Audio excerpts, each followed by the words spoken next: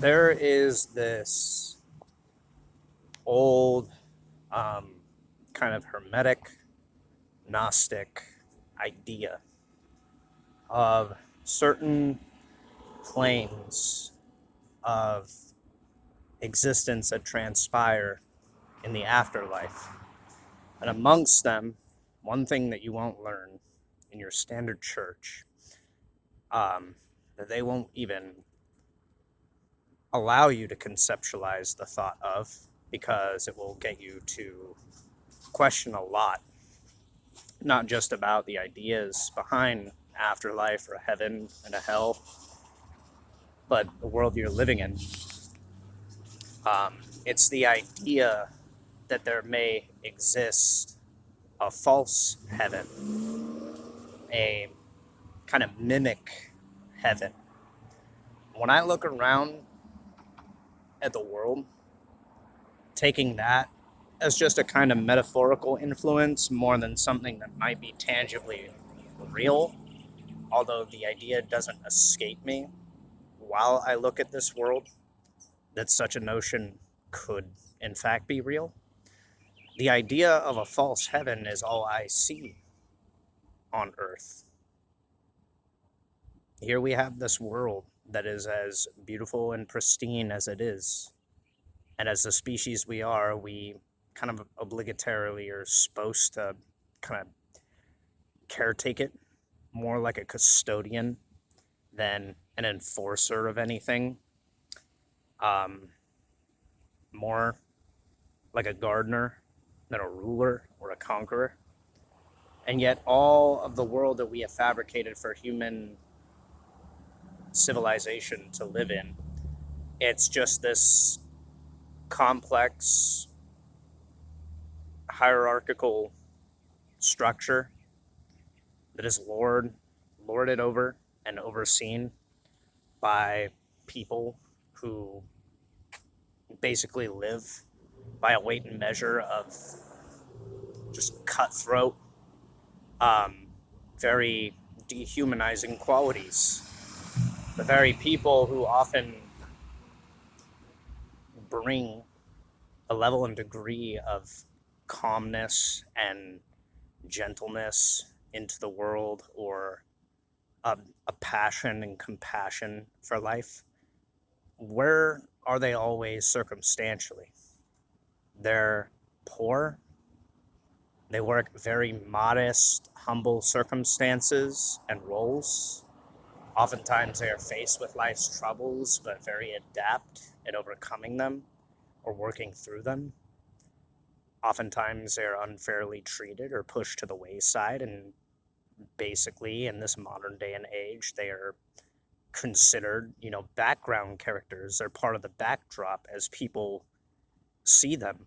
So the circumstances that, really affect and afflict the people who do everything quote unquote right, or do things for the benefit of people around them, they are the ones who get the most robbed of opportunity and oftentimes have their lives sabotaged and destroyed by the circumstances of other people that are far more ambitious and unbridled in playing the world like a game of getting everything they want. And the more I look at this world and what's propagated and perpetuating the cause of most of the conflicts, it's really this obsession with treating everything like a resource that needs to be owned. Um, there's nothing wrong with having the amenities and the commodities necessary to live. You know, we all deserve a level and degree of shelter. We all deserve a steady, stable income and a role and a profession that allows us to work our ways into making a life that is, reasonably happy or at peace or at ease. This world's not set up to make it so. It's a complex system that milks people over an entire lifetime of their labor and their effort. It biologically destroys you. It sabotages paths and opportunities for people to get ahead in life, where otherwise it would be a rather easy, mundane course of working a portion of your time, like 1/4 of your time, and the rest spent basically able to pursue whatever satiates you to a level and degree where you can maybe make a modest success out of what you want to actually do. You could pursue a more ambitious lifestyle or live your life in leisure with your spare time. This world does not provide and facilitate the opportunity to enjoy the quality of life itself. It is so afraid and intimidated of you having a certain level of freedom that it bars you from actually really being free. It keeps you confined to a conveyor belt of expectations and makes arbitrary hoops for everybody to jump through, and builds this complex, entire lifetime spanning competition out of your life where you have to compete with the very people that you are supposed to live in. And then we wonder why it's so embridled in division, why people are so angry, why people are so hostile and aggressive at times. The world is a machine. It is like that scene from A Clockwork Orange where the guy's eyelids are peeled back. It keeps you perpetually, continuously embridled in a state of survival. In a world that, if you set everything aside, if you set everything down, it's predominantly a peaceful planet where nothing is really taking place other than the motion of nature. And yeah, dark things happen in nature. Life feeds on life. That being said, that's just kind of the rule and parameter that nature and being in a material body has produced. Life sustains itself off a cycle of living and dying, and replenishment and renewal, new birth, new death, evolution, change, adaptation through pressure. But human beings take this to an extreme where they're out to chase and pursue the concepts and the ideas of a projected, perceived notion of a future of fully automated societies and civilizations that basically are mirrored in the ideas of a utopic ideal.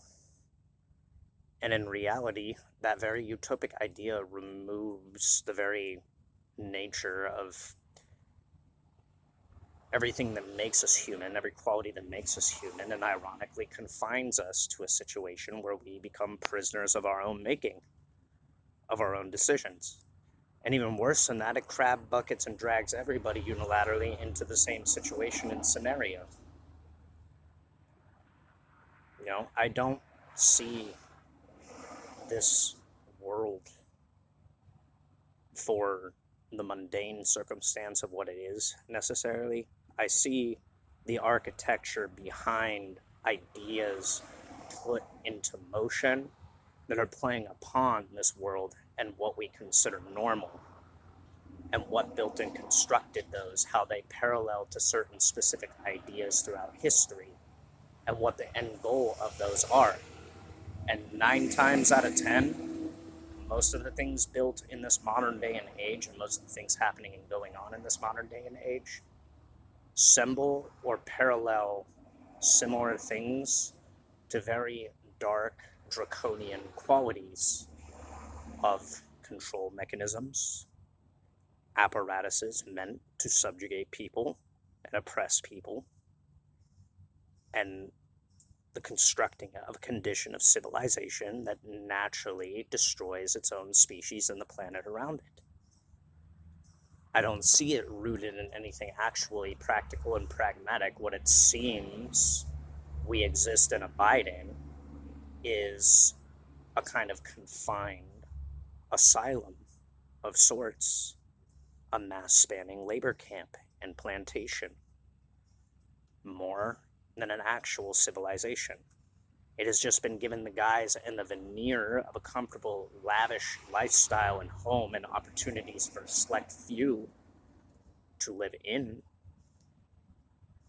And everything being built and constructed the way it is to facilitate the idea that you are chasing something. But do you notice that the system collectively changes its entire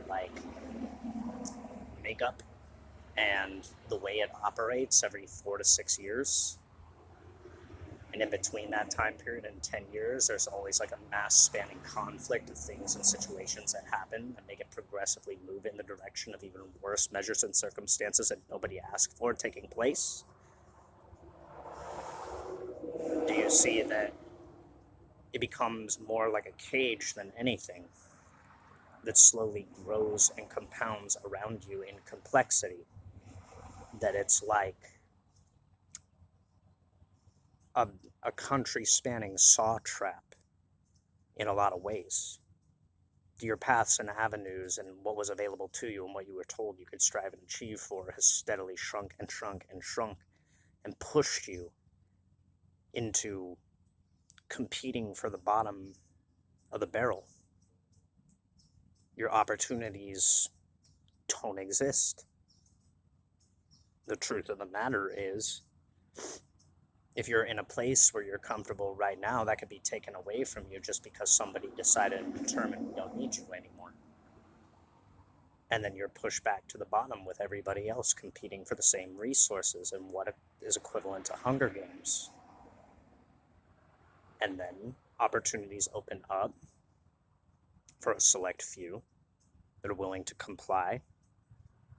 Ideology gets veiled and put through a kind of corporate syndicate of bureaucratic interests that is then played out in the mass spanning, influencing of society and civilization, the direction it's going, all to build a structure that's no different than, the kind of systems you see taking place in China, taking place in other countries where they have stricter rules, more authority, more surveillance.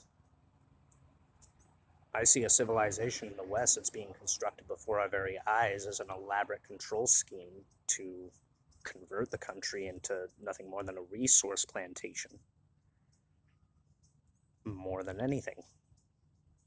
And I'm no longer focused on the embridling of politics because it's not a left-right issue. If you're still on that, you're fucking lost in the plot. So the reality is it's going to continuously bounce back and forth between these two parties who are all working for the same machine, the same interests, and they're just benefiting one another by putting out the same schema of advancing the same circumstances that make the US more like a totalitarian country. They rival and compete one another, but they're introducing more strict mandates and measures that ultimately lead in the same direction and path and avenue.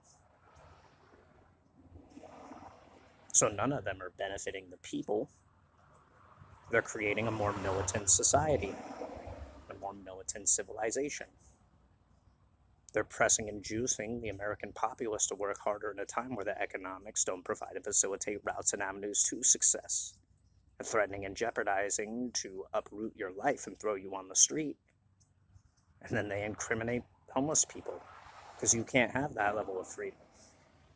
You can't be trusted to walk about in your society and civilization. There's too much division, there's too much discord, there's too much illegal activity. All of these things, all the inflation of metanoia, the real inflation that causes the economic systemic issues, all we're branching in a direction of introducing more control mechanisms into a country that is supposed to be free and turning it into a more militant empirical civilization. And the world is moving in the direction of wars between empires, wars between nations, this prophetic, apocalyptic ideal of if we cannot have it, nobody can, of pushing people into a condition and circumstance that is so fundamentally oppressive. It stagnates the growth of everyone and everything on the planet, reduces everything back to a time period of living as if they are back in the 1800s or essentially medieval China, a feudal system ruled and governed by authority figures with the most advanced technology the world has ever seen, while everyone else is pushed into a position of acting as a serf or a slave, essentially. The only way to rise to the ranks is to participate in what essentially is the Hunger Games. They want the suffering younger generations, they don't want them to succeed and prosper. They don't want them to provide paths and avenues and directions. They want them sacrificed on the altar of progress, on the wheel of war. The younger generations were never meant to take over the way that this world schema is circulating in the direction of, because there's a lot of dark occult ideology that stems back from the First and Second World Wars, influenced and implemented in our institutions that are corrupting them, all in the pursuit of bringing back global spanning empire, destroying and suppressing the ideologies of adversaries and enemies against what we disagree with. So the newest generations who come up in this world, who are promised the future, that was a lie. That was a lie, and much like everything that has to do with the kind of like Gnostic ideals, and I know it's a little bit doomeristic, this world is one that perpetuates its own misery and suffering through human ambition and what it puts in place as people through. And it's visible. It's lamentably visible. The reality is the younger generations have been put into this institution with all disadvantages placed in front of them so that they could be pushed into conflict to serve masses of people that don't want to give up power, that are far beyond an age where the excess is necessary. They just don't want to give up control of the era and time period that they have. They would rather send their children and their children's children to go be a sacrificial lamb, or to suffer serving in a country that has robbed and barred and subjugated them from any opportunity of long-term success and made everything so incredibly unstable. You have nothing to do with your time other than to work to the next day to survive. The reality of why people don't communicate, why society is kind of bitter and angry and acts completely different, separate. There's a lot of branching, overarching issues, but it's all part of the same structure. It was meant to sow distortion and disruption in the flow of things, incentivize and create an incentive for people with more opportunistic mindsets that weren't afraid of, selling their morals down the road, trading that for an ambition, for an ideology that reinstituted and reestablished the kind of order and paradigm that existed during the time periods of World War II, to bring back the same beasts, to bring back the same attempt to establish a fully automated militant society and civilization in service to the state. All of it was a ploy and a proxy and a kind of manipulation of the marketplace, a robbing of opportunity from people, and an excommunicating of people in positions that would have held the line from more underhanded things from taking place. All of it was engineered and done to push us into a state of this collectivist ambition of reestablishing an era of empire on this planet.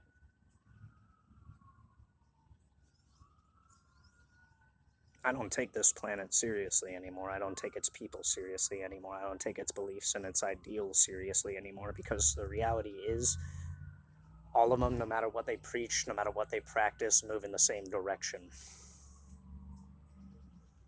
walking headlong into the fray of the gates of hell.